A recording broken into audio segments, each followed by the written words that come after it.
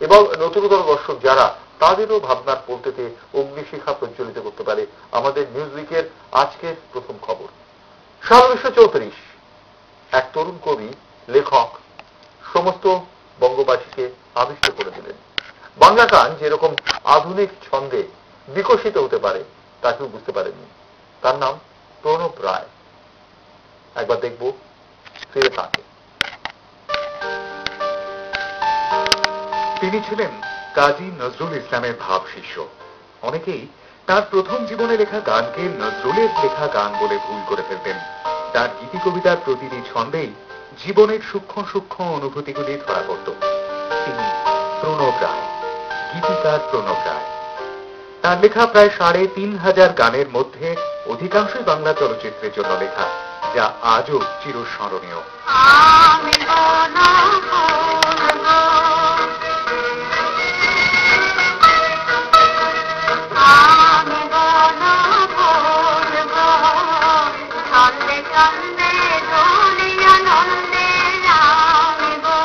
অজয় ভট্টাচার্য, শৈলেন রায় এবং তাঁর হাত ধরেই আধুনিক গানের জগতে এক বৈপ্লবিক পরিবর্তন এসেছিল।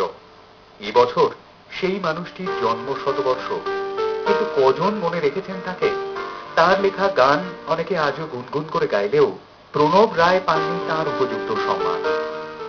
সে উপনীত হয়েছেন, যেমন ধরুন আমার বাবা প্রণব রায়, অনুপম ঘটক সুরকার, ওনারও শতবর্ষ এবারে, জ্যোতিরিন্দ্রনাথ মৈত্র, ওনারও শতবর্ষ এবারে। কিছু তো সরকার থেকে তো কোনোদিন জীবিতকালে এনারা তিনজন কেউই কিছু পাননি, মারা যাওয়ার পরেও কিছু না, খুব মনেও রাখেনি, মনে পড়েও না। হ্যাঁ, কিছু নেই, কোন মনে রাখার তো কারোর দরকার নেই। লাগলে শুধু আমন্ত্রণ পেত না, তাকে যদি স্মরণ করা হতো সেখানে, যে ফিল্ম লাইনের জগতে তাঁরও একটা অবদান আছে, যদি স্বীকার করতো, তাহলে খুবই ভালো লাগতো, খুবই ভালো লাগতো। উত্তর কলকাতার বাদুর বাগানে জন্মগ্রহণ করেছিলেন বাংলার এই গীতিকার। কর্মজীবনের বেশিরভাগ সময়টাই কাটিয়েছিলেন চেতলায়। 1936 সাল পণ্ডিত মশাই ছবিতে প্রথম শোনা যায় তাঁর লেখা গান। এরপর কমলা ঝুরিয়ার কণ্ঠে ও বিদেশি বন্ধু, যুথিকা রায়ের কণ্ঠে সাঁঝের তারকা আমি, আর আমি ভোরের যুথিকা তখন লোকের মুখে মুখে।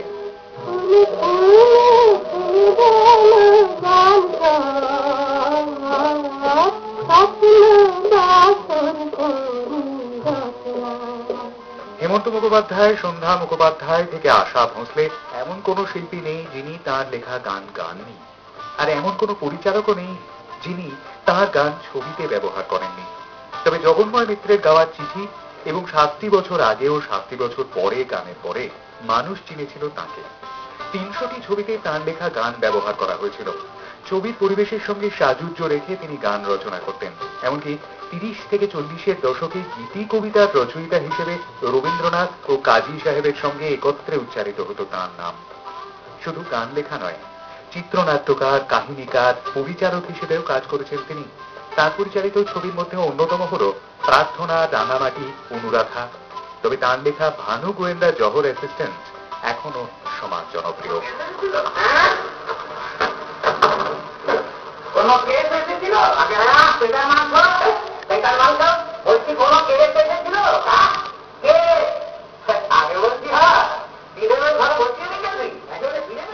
স্বাধীনতা আন্দোলনের সময় তিনি জেলও খেটেছেন। সম্পাদনা করেছেন রোমাঞ্চ ও নাগরিক নামে দুটি পত্রিকা। এমনকি সাংবাদিকতাও করেছেন বহুদিন। ব্যক্তিগত জীবনে খুবই কম কথার মানুষ ছিলেন তিনি। ভালো কাজ করলেও কোনো সময় প্রকাশ্যে উচ্ছ্বাস প্রকাশ করতেন না প্রণব রায়। কম কথা বলতেন, একটু গম্ভীর প্রকৃতির ছিলেন, খুব বেশি উচ্ছ্বাস ছিল না, আর চুপচাপ মানুষ ছিলেন। খুব কোনোদিন খুব একটা রাগারাগি করে সেই চিৎকার চেঁচামেচি করা কোনোদিন দেখিনি।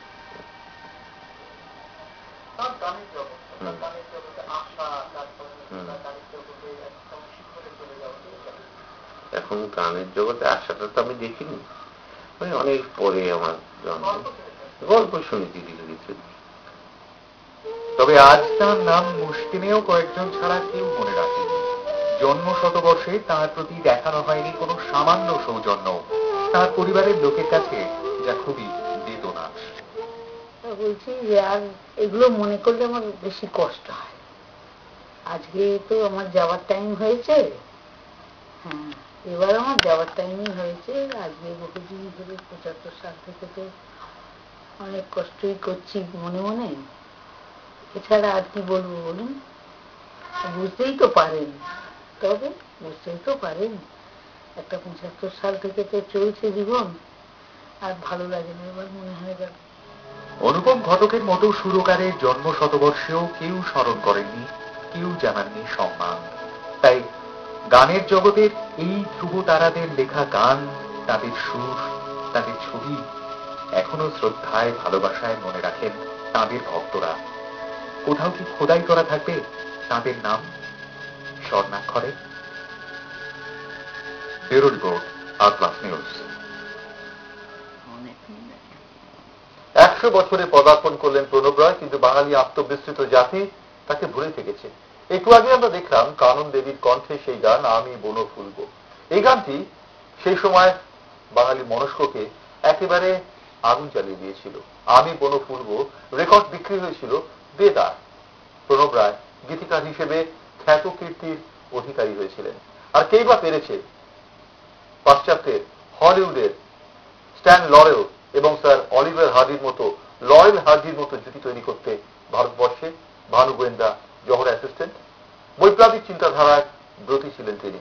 তাকে আমরা ভুলে গেছি। এর থেকে দুঃখের, এর থেকে আক্ষেপের আর কিছু হয় না। আমরা আশা করব আটলাসের আজকের এই প্রতিবেদন অন্ততপক্ষে চলচ্চিত্র উৎসব চলছে, কাউকে না কাউকে উদ্বুদ্ধ করবে প্রণব রায় সম্পর্কে নতুন করে ভাবার জন্য। সুজিত, আমরা যে মহান মানুষটার আলেখ্য দেখলাম, আমার একটা কথা কোথাও মনে হয় এই সমস্ত মানুষদের তুলে আনা অবশ্যই একটা কর্তব্যের মধ্যে পড়ে।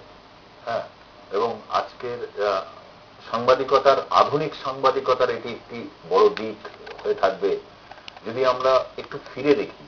যে সমস্ত মানুষগুলো খ্যাত কীর্তিমান, যে সমস্ত মানুষেরা এই যে একটা বিভিন্ন সৌধ তৈরি করে গেছেন, বিভিন্ন প্রজন্ম অনেক পরিবর্তন হয়েছে। আজকের এই ডিজিটাল প্রযুক্তির যুগে দাঁড়িয়ে সেই সমস্ত মানুষের যে কীর্তি, তারাই তো বুনিয়াদটা তৈরি করে দিয়ে গেছেন। সেই মানুষগুলোকে স্মরণ করার অবশ্যই দরকার আছে। এবং একটা জাতি, যে জাতিটা সম্পর্কে বলা হয় বাঙালি জাতি, তাদের অত্যন্ত শিক্ষিত, সচেতন, প্রাণবন্ত, কিন্তু কোথাও একটা মনে হয় সেই জাতির ইতিহাস নির্মাণের জায়গায় কোথাও যেন একটা অনীহা কাজ করে। আমরা যদি দেখি এই যে মানুষটি, দেখো কতগুলো দিক আছে। তিনি একজন গীতিকার, কত গান লিখেছেন, ৩,৫০০ গান, তার মধ্যে অধিকাংশ জনপ্রিয় গান। তিনি একজন ভালো চিত্রনাট্যকার, যিনি লিখেছেন ভানু গোয়েন্দা, জহর অ্যাসিস্ট্যান্টের মতো অত জনপ্রিয় ছবির গল্পটা তিনি লিখেছেন। তিনি ছবি পরিচালনা করেছেন। শুধু তাই না, একজন মানুষ স্বাধীনতার যুদ্ধে অংশগ্রহণ করেছেন, যে কারাবাস করেছেন, সম্পাদনা করেছেন বসুমতির মতো একটি জনপ্রিয় দৈনিকে তিনি সাংবাদিকতা করেছেন। তার জন্ম শতবর্ষ চলছে, এমন একটা সময় যখন জন্ম শতবর্ষ চলছে, ফিল্ম ফেস্টিভ্যাল হচ্ছে, ফোকাসটাও হচ্ছে ফেস্টিভ্যালের যে বাংলা ছবিকে আন্তর্জাতিক মানে যাতে পৌঁছয়, তার নানা রকম গুণকীর্তন চলছে। খুব ভালো জিনিস, ভালো কাজই হচ্ছে, নিঃসন্দেহে কোনো। কিন্তু যারা বুনিয়াদ তৈরি করলেন, এরকম তিনজন মানুষের কথা বলা হচ্ছে। প্রণব রায়, অনুপম ঘটক, বিখ্যাত গীতিকার, জ্যোতিরিন্দ্র মৈত্র, বটুকদা নামে বিখ্যাত, তিনি অসম্ভব ভালো একজন গীতিকার, সুরকার। এই সমস্ত মানুষ ব্রাস্ত গোটা ফেস্টিভ্যাল চত্বরে বা গোটা জায়গায় তাদের কোনো নিশানা বা কোনো চিহ্ন মাত্র নেই। এটা যদি আমরা একটু তাকিয়ে দেখি, তাহলে আমার মনে হয় যে এক্ষেত্রে যারা ফেস্টিভ্যাল পরিচালক, যারা ফেস্টিভ্যালের যারা বুনিয়াদ তৈরি করেন, যারা ফেস্টিভ্যালের রূপরেখা তৈরি করেন, তাদের কিন্তু এই বিস্মরণ আমরা খুব একটা ক্ষমার চোখে দেখবো না। একটাই কারণে, কারণ যারা ফেস্টিভ্যালের পিছন থেকে থাকেন, আমি রাজ্য সরকারের কথা বলবো, তাদের পক্ষে সবসময় সবকিছু জানা সম্ভব হয় না, কিন্তু রূপকার যারা থাকেন তাদের কিন্তু এটা জানা উচিত, বলা উচিত। আমার মনে হয় বাম আমলেও যে বহুতা ট্র্যাডিশন ছিল, আমলাতান্ত্রিকতায় এই উৎসব আজকে কিন্তু সেই জায়গাটা পাচ্ছে না। একটাই কারণে যে আমরা পুরোনো দিনের স্মৃতি স্মরণে বেয়ে গিয়ে সেই মানুষগুলিকে সম্মান জানাচ্ছি না। একেবারেই তাই।